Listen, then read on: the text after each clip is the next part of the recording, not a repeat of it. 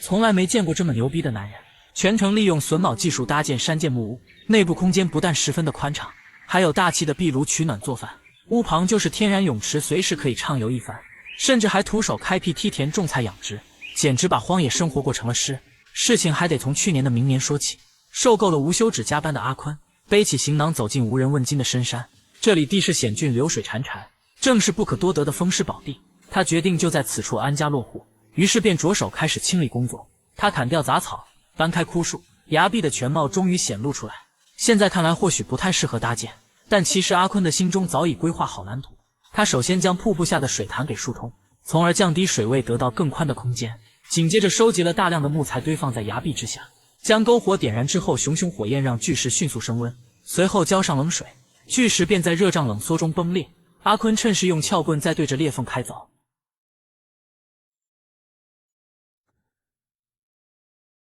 隨着碎石紛紛墜落，阿坤硬生生地在崖壁上掏出一個凹陷的平台，接着繼續對着地面開凿。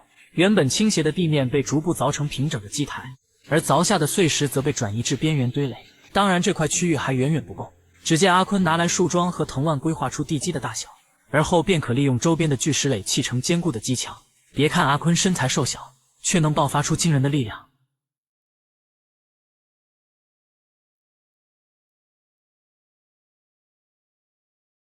經過2天半的日夜奮戰，基牆終於逐漸成型。接着阿坤繼續收集來石塊填充在基牆內部。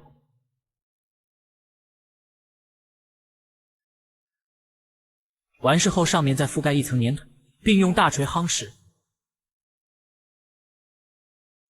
為了防止地面粘鞋底，阿坤還收集了許多扁平的石板，這不就是妥妥的野生地板磚？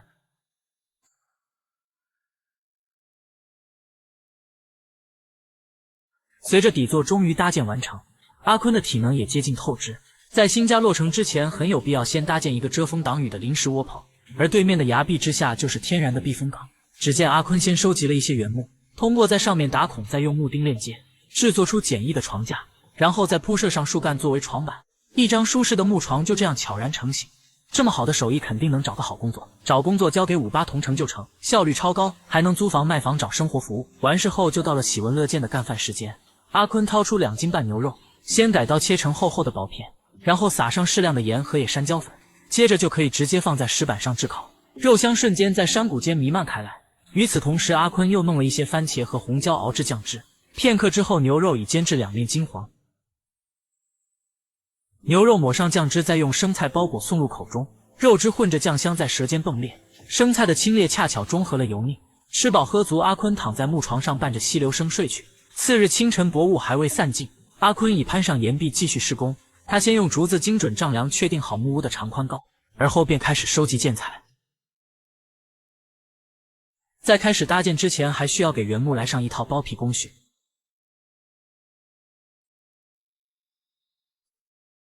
阿坤今年28，木工經驗30年，打在娘胎起就隨父輩研習古建技藝，對榫卯結構那是了如指掌。接下來的時間裡，他分別將一根根原木精準鑿出毛眼和榫頭。這項工作雖然極其耗時，並且容不得半點馬虎，因為榫卯的嚴絲合縫直接關乎屋體穩固。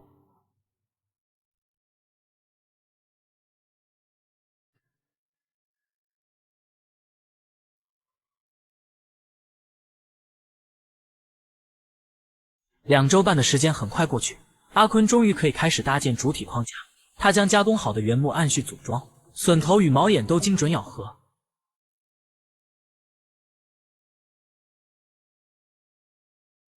很快，木屋框架便拔地而起，牢牢地矗立在地基之上，仿佛一座沉默的骨骼，迎接着風雨的叩問。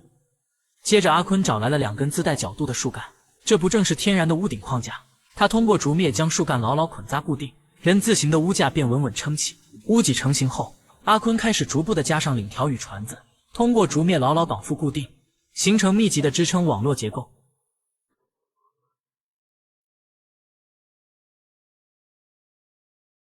而密封屋頂的木板，他也要手動加工。只見他把原木放到馬架上，抄起手鋸，沿着木紋方向緩緩推進，鋸末便如雪般簌簌落下，一塊塊木板便被切割成型，整齊堆放在一旁。在密封屋頂時，將木板呈魚鱗狀层層疊加，自下而上緊密排列，每一塊都嚴絲合縫地壓住下方木板的接縫處，確保雨水無法滲入。木釘輕輕敲入，發出清脆的獨響，回盪在山谷之間。隨着屋頂的最後一隻木釘敲入，整座木屋終於顯露出古樸而堅實的輪廓。忙碌一天的阿坤也要開始準備晚餐。他首先到溪邊掰了幾根野生竹筍，回來路上又順手摸了幾個田螺。那麼今天的晚餐就搞個竹筍田螺包。雖然野外生活條件艱苦，但阿坤卻始終講究一口鮮香。田螺的鮮甜與脆嫩的竹筍完美交融，最後再搭配上靈魂蘸料，一口一個直衝味蕾，好吃到抽耳光都不放手。昨天阿坤已經把木屋的框架搭建完成，考慮到這裡靠近山澗，潮氣較重，因此需要搭建一個壁爐除濕取暖。只見阿坤就地取材，收集了一大堆的石塊，而後又在一旁取土攪拌，就可以開始將石塊與泥漿層層堆砌，壘出穩固的爐基，接着繼續往上堆疊，直至爐膛成型。阿坤在上面預留了2個灶眼，用於煮食和燒烤，接着繼續往上壘砌煙囪部分。就這壁爐的尺寸，不但能讓整個木屋在寒冬裡也溫暖如春，哪怕用來烤全羊也绰綽有餘。為了防止雨水倒灌，阿坤在煙囪頂端搭上2塊傾斜的木板，這樣既能遮雨又不影響排煙，還能避免火星飛濺引發火災。隨着壁爐搭建完成，阿坤走進了叢林深處，利用樹枝和絲線布置了一個捕獵陷阱，搞點也為今晚好舉辦一場開爐盛宴。一切準備就緒，就等晚上再來查看。接着阿坤順手收集了幾根原木，橫跨在底座的框架上作為地板托梁，然後再把木板給鋪設上去，就能形成乾燥通風的架空層，從而有效隔絕地面濕氣。牆體的密封同樣也是採用自制的木板，通過在上面鑽孔之後，直接用木釘固定在牆體的榫卯框架上，上面繼續用木板依次緊密拼接，就得到了平坦舒適的床板。雖然現在木屋的搭建還沒完成，但阿坤已經迫不及待地把行李搬來，今晚就能直接在木屋裡入睡。忙碌半天，阿坤早已飢腸轆轆。他劈了一些柴火，先將壁爐給點燃，裝了滿滿一壺山泉水，架在灶台上燒着，然後便走進叢林查看陷阱。很遺憾，第一個空軍，第二個陷阱卻意外捕獲了一只小野雞。麻雀雖小也是肉。阿坤繼續查看第3個陷阱，依然是一只未成年小野雞，雖然不夠豐盛，但也足夠他飽餐一頓。回到木屋，阿坤熟練地處理野雞，拔毛洗淨後用竹子夾緊，之後就可以直接架在壁爐上烘烤。竹香夾着肉香在木屋內彌漫開來，香氣四溢的野雞烤得金黃酥脆，阿坤忍不住咬上一口，鮮嫩的肉汁在口中迸發。吃飽喝足之後，鑽到瀑布下，冰涼的水流沖刷着疲憊的身體。經過短暫休息之後，阿坤又滿血復活。他拿來木材繼續牆體的密封工作。首先經過測量之後，將原木鋸成合適的長度，然後在2頭加工出榫頭。之後又拿出凿子，在後牆的框架上凿出對應的毛眼。完事之後，就可以將原木精準嵌入毛眼，榫卯結構嚴絲合縫，結構穩固且無需一釘一鐵。接着阿坤就可以拿來木板，依次固定在原木上，形成完整密閉的牆體。上面繼續鋪設上一排木板，與後面的崖壁自然銜接，就得到了一排寬敞的置物架，用來放置一些鍋碗瓢盆，再合適不過。接着阿坤繼續拿來裁切好的原木，在2端加工出圓形的榫頭，再在木屋框架的對應位置凿出毛眼。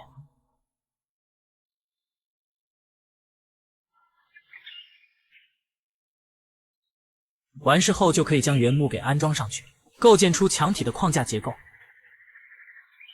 為了確保室內充足的採光，阿坤還在上面預留了超大的窗洞。接着繼續拿來原木，通過木釘的固定制作出其餘牆體的框架。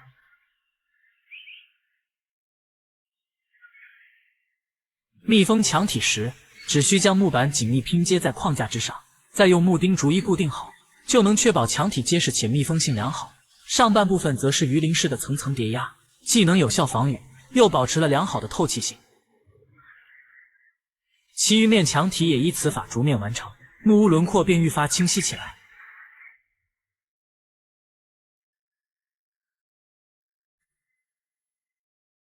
隨着天色完全暗了下來，牆體已基本密封完畢，僅剩下門窗還未安裝。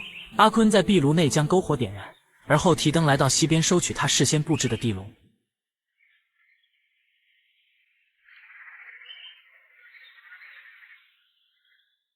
雖然只收穫了幾條手指般粗的小泥鰍，但是阿坤卻並未因此感到沮喪。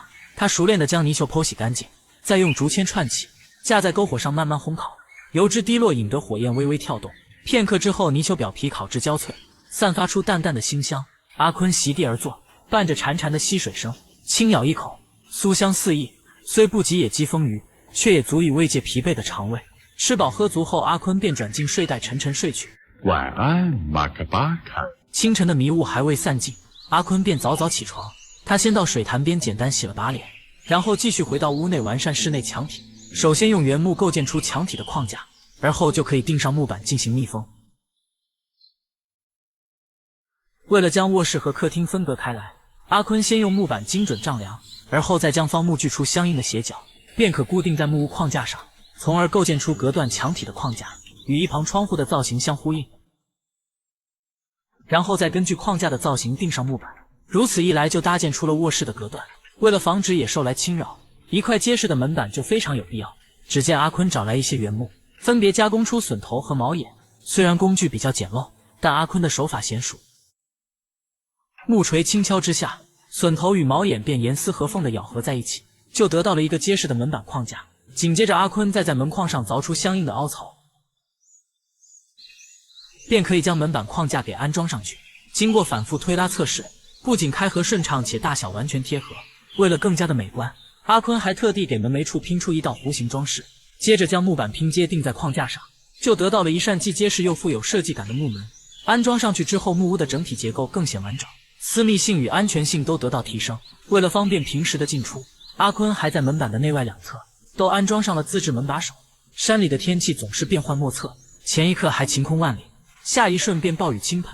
他要給客廳的大窗戶制作出窗台，首先在框架兩側鑿出凹槽，再將事先準備好的原木嵌入其中，通過木釘固定牢固，形成承重結構，就可以鋪設上平整的木板作為台面。平時還可以坐在窗台邊喝茶看雨。接着阿坤找來一截木樁，將其鋸成兩半，就得到了一高一矮的2個木凳，以後乾飯時就能派上大用場。等忙完這些，阿坤的能量也已經消耗殆盡，於是便走進叢林間覓食。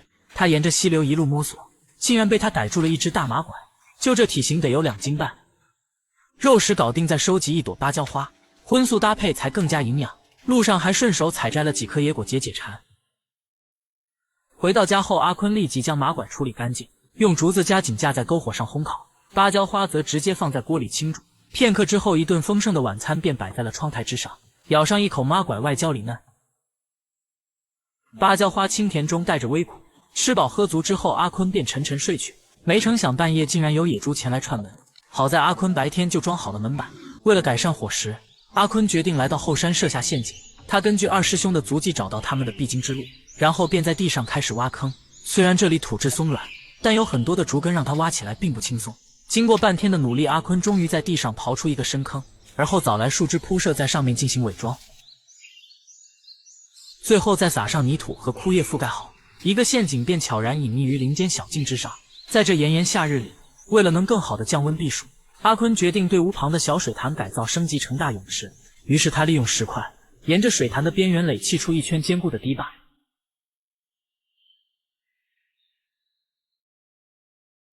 現在泳池的輪廓逐漸成型，為了防止水從縫隙滲漏，阿坤利用竹子線在內側搭建出一堵擋牆。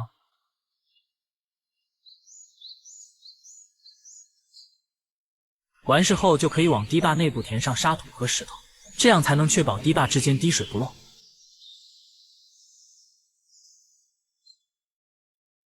隨着堤壩的完成，接下來只需要坐等水池慢慢自然蓄滿即可。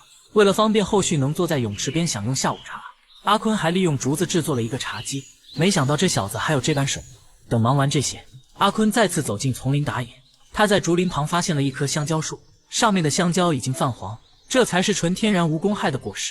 果斷將其收入囊中，路上又順手挖了幾個芋頭。接着阿坤開始前往查看陷阱的情況。果然不出所料，陷阱已經觸發。可惜的是，掉入陷阱的並非二師兄，而是一只未成年的小羊羔。於是阿坤果斷將其帶了回去飼養。那今天的午餐就只能吃點雞椒和芋頭了，反正野味吃膩了，偶爾吃素換換口味也不錯。昨天阿坤設置的陷阱捕獲了一只小羊羔，他原本計劃今天吃個烤全羊，但看着羔羊溫順的眼神，最終阿坤還是動了惻隱之心，將它給放歸山林，然後重新把陷阱給布置好，希望這次可以捕獲一隻野生佩奇。要想長期在這裡生存下去，必須要解決穩定的食物來源問題。阿坤決定自己動手開闢一片菜地，於是抄起砍刀便開始清理門前的雜草灌木叢。經過半天的努力，終於將一片空地清理出來。為了節省體力和時間，他把雜草枯木堆積起來之後，直接一把火給點燃。燒完之後的草木灰還能作為天然肥料。接着阿坤繼續到對面斜坡上披荊斬棘，用砍刀一點點的將竹林和雜草砍伐乾淨。現在看起來就平整很多。由於這裡地勢並不平坦，阿坤只能將斜坡修整成為梯田。不過在此之前還需要先用石塊壘砌出平整的田坝，這樣就能防止雨水沖刷導致泥土流失。在開始往坡上開荒之前，還需要先用竹子搭建出田埂的支撐結構，往上的部分也是如法炮製。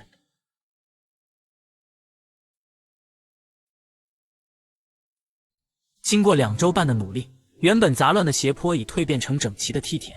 溪流對面地勢較為平坦，只需要用石塊在邊緣壘砌一道矮牆，然後再把泥土給挖鬆翻整平，即可圍成一塊小菜地。在開始播種之前，阿坤先把之前準備的草木灰給鏟來，均勻地撒在土壤表面，確保養分均勻分布。完事後就可以拿出菜種，直接播撒在鬆軟的泥土中，動作輕緩而細緻，每一粒種子都承載着未來的希望。最後再澆灌上生命的源泉，以後阿坤就有吃不完的瓜果蔬菜。